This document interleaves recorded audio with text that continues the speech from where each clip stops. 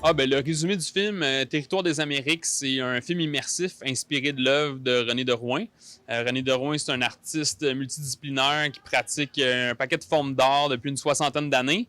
Moi, je suis reparti de son travail, puis j'ai créé un film immersif. Donc, on est reparti de ses archives, on a découpé ses œuvres, puis on les a animées pour raconter sa quête identitaire comme artiste et comme voyageur. Ce qui est important de savoir, c'est que René a toujours voyagé entre le Québec et le Mexique tout au long de sa carrière. Donc, ce qu'on invite les gens à vivre un grand voyage, vivre le voyage de sa carrière, justement, pour mieux comprendre son œuvre puis se l'approprier. Ben, on a utilisé plusieurs caméras pour le tournage. Là, je pense qu'on a utilisé 5 ou 6 caméras. Tout ça mélangé avec des animations graphiques qui sont en animation 3D. Ça vient créer un canevas à 360 degrés. Donc, les gens sont vraiment au cœur de l'action. On a filmé, par exemple, des paysages qui ont inspiré M. de Rouyn. Donc, les gens sont vraiment au cœur, par exemple, de la ville de Percé, au cœur de la plage à Baie-Saint-Paul, au cœur aussi de différents lieux au Mexique qui l'ont inspiré. Puis ensuite, on fait des transitions vers les œuvres qu'il a créées à partir de ces lieux-là. Faut juste comprendre que René travaille justement de cette façon-là. Il s'installe à un lieu, il prend le temps de le vivre, de le connaître, de l'apprécier, puis ensuite il fait une œuvre, que ce soit une installation en papier, une installation avec des figurines sculptées à la main ou des immenses gravures. Donc c'est un peu le procédé qu'on a priorisé, c'est-à-dire de faire comprendre aux gens comment René part d'un espace réel pour ensuite créer une œuvre d'art. Puis nous, ces œuvres d'art, on les a retransformées en animation graphique pour que les gens soient vraiment à l'intérieur de ses œuvres pour qu'il continue le voyage avec lui, en fait. Oui, ben là, on finit là, à peine notre production. Je dirais que c'est même une question de jour là, qu'on vient de terminer ce projet-ci. Moi, si tout va bien, je croise les doigts, j'entre en production avec un projet de vulgarisation scientifique qui est produit par l'ONF. Je fais une web série de 6 épisodes avec une astronome qui est installée à Hawaï, qui s'appelle Laurie Rousseau Neptune. Donc, on va parler autant de sa science que son parcours pour inciter les jeunes à se pencher justement vers le domaine scientifique, puis bien comprendre c'est quoi les concepts clés de sa science comme astronome, mais aussi comprendre que l'astronomie, c'est pas complètement déconnecté de ce qu'on vit sur Terre, c'est tout le contraire, en fait, puis que on fait pas juste regarder le ciel, on fait partie du cosmos. Donc, c'est un peu notre mission qu'on s'est donnée, Laurie et moi, dans ce nouveau projet. En matière Terre d'Amérique, c'est que. Mais c'est toute ma vie. C'est que moi, j'ai pas été. Je suis un dissident du rapport Québec-Europe. Hein? Alors, je suis quelqu'un qui a été formé à travers l'Amérique. Moi, j'ai voyagé beaucoup en Europe. J'ai vécu à Londres, puis à Barcelone, puis à Paris. Mais je ne suis pas un artiste qui attend quoi que ce soit de la France. Je ne suis pas un artiste québécois qui attend de la France. On a vécu des générations ici pensant que la France nous sauverait, mais les Français nous ont abandonnés plusieurs fois. Et moi, je me suis intéressé à l'Amérique très jeune, à cause j'ai étudié au Mexique.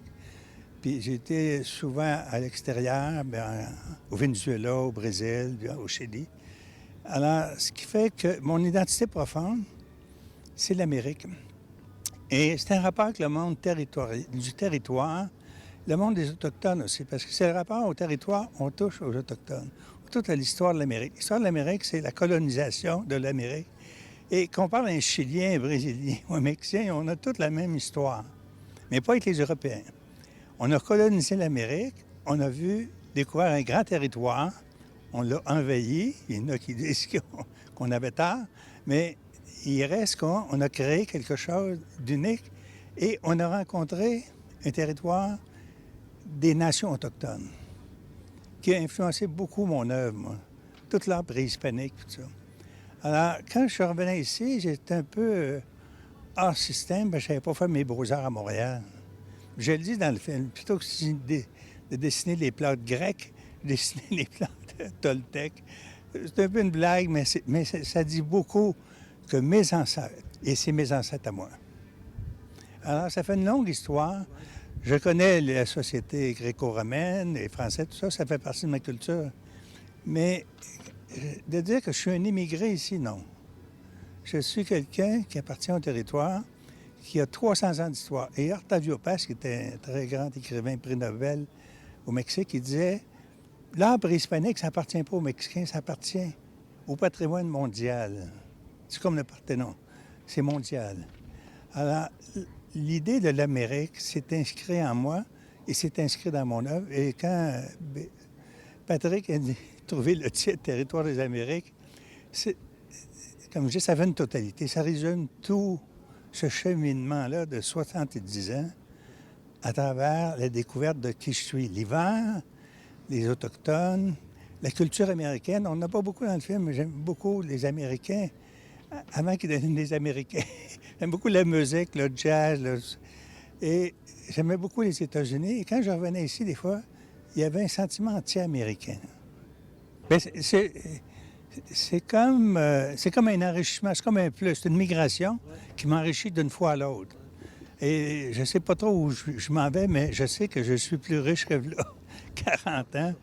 Puis je suis plus informé, puis j'ai plus d'amis partout à travers, surtout avec les systèmes Internet, courriel. Aujourd'hui, je corresponds constamment avec des gens. Et si je me compare à mon père, qui est sorti, que j'aimais beaucoup, mais j'ai eu des bons parents, moi, mais pauvres culturellement. Puis ils ont mangé de la misère. Moi, je vis jour après jour. Jour après jour, une journée, c'est beaucoup. Mais je travaille beaucoup parce que j'ai beaucoup de projets, là. Mais alors, j'ai un projet, les 4 murales à Montréal, dans le Griffintown, qui va être inauguré en octobre. C'est des murales de 22 étages de haut. J'ai l'aéroport de Rouyn-Noranda. J'ai une exposition en Pologne actuellement. Une exposition en Russie le mois prochain. Et l'an prochain, la grande bibliothèque d'Alexandrie va me recevoir pour le 20e anniversaire de la bibliothèque. Puis, quand j'étais à Barcelone, c'est comme après avoir eu le prix Bordeaux, ma rétrospective, j'étais à terre. Il me semble que j'ai plus rien à faire, là. Les gens me connaissent, puis j'ai dit à mon époux, on va quitter le Québec. On est parti pour Paris, puis après, on a abouti à Barcelone. Et à Barcelone, c'était comme une terre de renaissance. Je me suis mis à redessiner. Bon, je connais beaucoup Gaudí, je connais beaucoup Tapiès, puis je connais beaucoup l'histoire des écrits de Tapiès. Et il y avait aussi la souveraineté des Catalans. Alors, c'est une terre d'accueil, mais après un bout de temps, je me suis rendu compte, je me suis dit, il y a quelque chose qui manque, là, c'est cet espace-là de l'Amérique et le monde autochtone qu'on a à l'intérieur de nous. Et c'est pour ça que je considère que moi, je suis un métis. Un métis de culture et de territoire. Et c'est une grande richesse pour nous. Et je ne suis pas nostalgique de la France. Malgré que j'aime beaucoup la France, j'aime beaucoup Paris, j'aime beaucoup ça, mais c'est une culture haute. J'arrive à Londres, puis je trouve que Londres, c'est aussi parent avec nous, hein, au niveau de l'architecture, l'histoire, puis les lois. On est colonisé par les Britanniques, hein. Mais l'américanité, jamais on m'enlèvera ça. Et je trouve qu'on n'en parle pas assez.